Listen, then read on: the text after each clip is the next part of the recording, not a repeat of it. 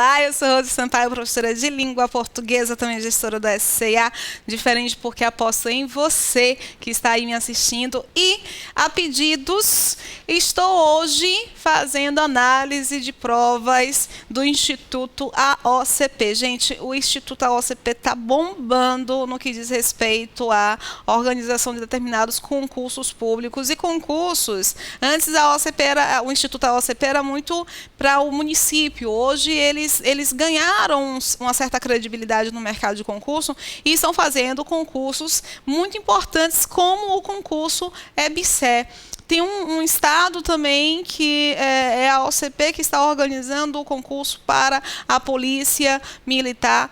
Então, o pessoal na internet está super atrás de material relacionado ao Instituto. Para quem vai fazer o concurso de São Francisco do Conde, dizem, porque parece até mito, né? A gente não sabe, nunca viu a prova. Dizem que a FAPES é muito parecida com o Instituto AOCP. Então, serve também para o pessoal de São Francisco do Conde. Serve também para quem vai fazer concurso municipal. Por quê? Porque as bancas menores, elas têm o mesmo perfil. Então, isso aqui vai ser muito bacana para você que está se preparando para fazer os concursos de agora, mesmo porque estou repetindo muito, né? De novo mesmo, porque... É muito interessante para você que vai fazer concurso público municipal, até estadual e federal. Por quê? As bancas cobram caro e a crise está aí para todo mundo. Então, o que o governo está fazendo? Está tentando diminuir o custo relacionado à organização de concurso público, contratar, portanto, uma banca menor. Está sendo a saída, tá? Vamos aqui, sem mais delongas, analisar um pouquinho um ponto extremamente importante. Instituto AOCP não é a OCP.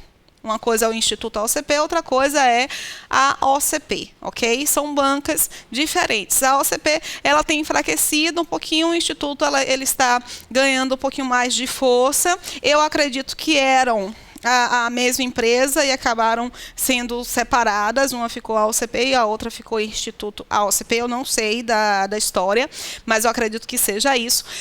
Mas ambas as bancas têm um perfil que eu não gosto. Não vou negar. Eu não sei se é da Bahia, mas eu acredito que não seja Bahia, não. Tá? O que acontece com o Instituto ou a OCP? Eles são muito gramaticais. Eles não aplicam a gramática contextualizada. Então, às vezes, quase sempre, você vai conseguir fazer a maioria das questões sem voltar para o texto. E fazer texto, fazer interpretação de texto, demanda tempo. A leitura do texto, a identificação dos elementos de interpretação textual. O que acontece no Instituto ou na OCP? Vai direto para as questões de gramática, porque são questões rápidas. Tanto que nessa coletânea que eu estou apresentando para vocês, eu só tenho questão de gramática, sem texto. Sem texto. Então, 2 questões para texto, o resto tudo de gramática. Normalmente, eles trabalham com peso. Isso significa dizer que vocês já vão ter em mãos quais são as questões que pesam mais. Vocês podem trabalhar justamente no foco das questões que pesam mais. Faz todas as questões relacionadas à gramática, porque são mais rápidas, e depois vão fazer as questões das específicas e das outras disciplinas. No momento, se sobrar tempo, aí você volta para fazer a questão de interpretação de texto, que vai demandar um pouquinho mais de tempo para analisar o texto, fazer a leitura do texto, enfim. Vamos lá? A OCP, ou Instituto AOCP, adora, gente, adora função sintática, adora nomenclatura relacionada à função sintática. Então, é uma coisa que vocês vão ter que prestar bastante atenção. É essa aqui, não é? Não? Então é a primeira, peraí. Perdão. Eu analisei essa prova também. Essa aqui. A prova que nós vamos fazer é a prova da UFS, a Universidade Federal de Sergipe, EBSER. O cargo que eu selecionei é justamente o cargo de fonoaudiologia, ok? Primeira questão, a questão 5 da da prova. Eu não vou, como eu falei para vocês, eu não vou trabalhar todas as questões. Questão 5, ele indica o fragmento em que a concordância verbal... Tá difícil, viu? Eu tinha parado nas... Bom, questões relacionadas ao se, ao que, a funções sintáticas, a crase, a concordância. Estas são questões fundamentais para vocês analisarem. Não somente no Instituto, mas em toda e qualquer banca. Só que o Instituto ele é mais explícito em relação ao enunciado da questão. É diferente de como o CESP cobra. Porque às vezes o CESP cobra esses conteúdos mais relacionados à questão de interpretação de texto, à semântica. Então você vai ter que perceber o conteúdo de uma forma diferenciada, mas o conteúdo é o mesmo. Pegou? Tá. Então, nós vamos ter aqui uma questão relacionada ao se. Antes de... concordâncias. Porque é concordância verbal e nominal. Antes de nós falarmos sobre o se, eu vou apresentar rapidamente a questão do se, porque senão vocês vão ficar perdidos, né? Em relação ao se. O que eu vou ter que fazer sobre o se? O se pode ser muitas coisas. O se ele tem tripla personalidade. Mentira, tem muito mais do que 3 personalidades. Não é porque você está visualizando o se que você vai dizer que o se comportará da mesma maneira em todas as situações. Não. Nós temos um primeiro se aqui que está relacionado justamente à classificação de um pronome. Este pronome estará sempre na posição de objeto. Significa dizer, portanto, que ele vai se relacionar com verbos transitivos diretos ou verbos transitivos indiretos, tá? O pronome, ele pode ser, o se pronome pode ser classificado como pronome apassivador, também chamado de partícula apassivadora. Ele pode ser um pronome reflexivo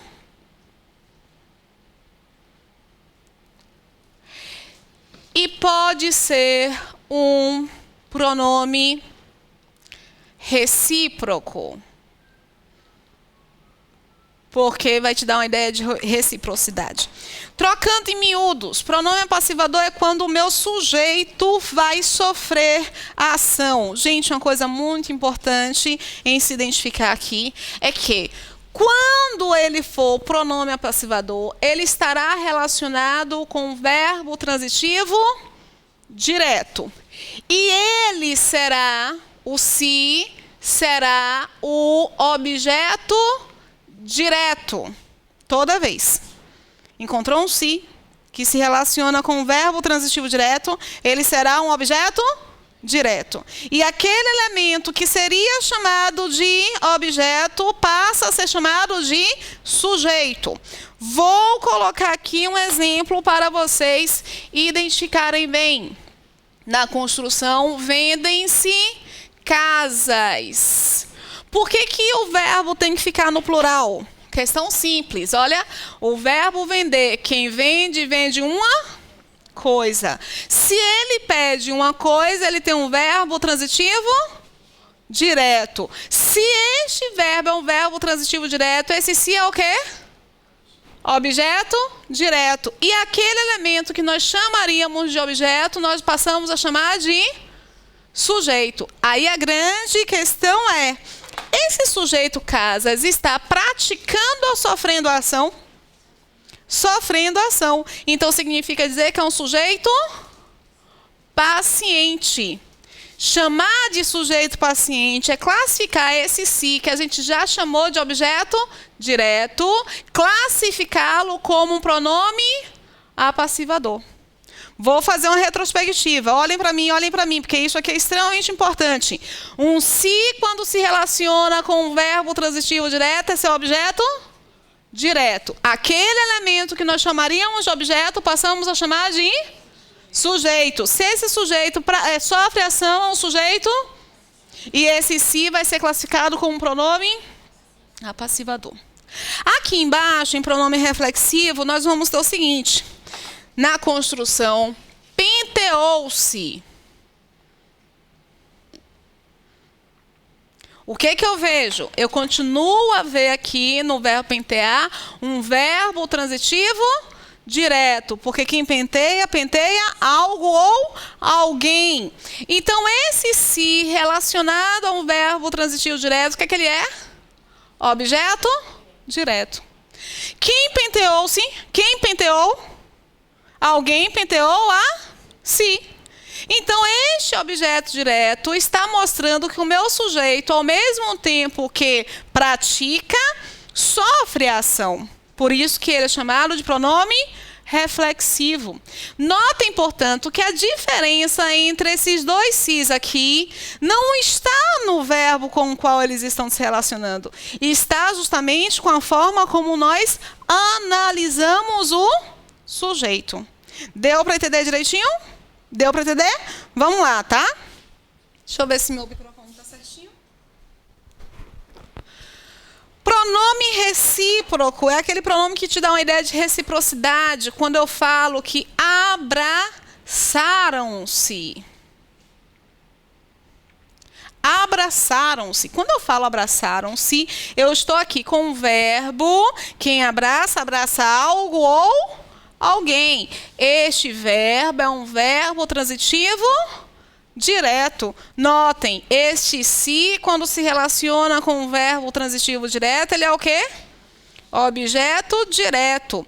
Só que vejam, o sujeito que está aqui sendo representado, alguém, eu tenho duas pessoas, e essas pessoas, elas se abraçam. Elas não estão abraçando a elas mesmas, elas estão abraçando umas às outras. Então, este se, que está na posição do objeto direto, tem uma ideia de pronome recíproco, porque você tem a ideia de troca de ações, de reciprocidade. Deu para entender direitinho? Beleza? Nós temos um se que é identificado justamente como sujeito, perdão,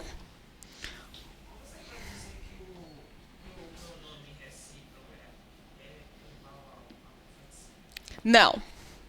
Cris está me perguntando se eu posso dizer que se o pronome recíproco é igual ao reflexivo. O reflexivo é quando o sujeito pratica a ação nele mesmo. E o recíproco é quando o sujeito troca a ação com outra pessoa. É um sujeito composto, um termo no plural, entendeu? Eu tenho um índice de indeterminação.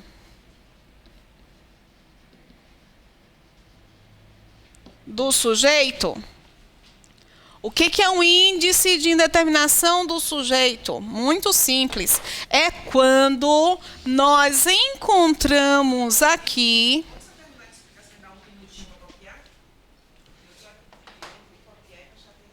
eu prefiro que vocês prestem atenção e assistam depois.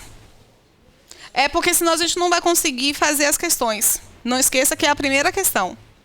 Tá? Então, eu prefiro que vocês assistam a essa aula depois, não copiem não, mesmo porque este conteúdo nós vamos analisar posteriormente, aqui é só uma rápida indicação para nós conseguirmos fazer a questão.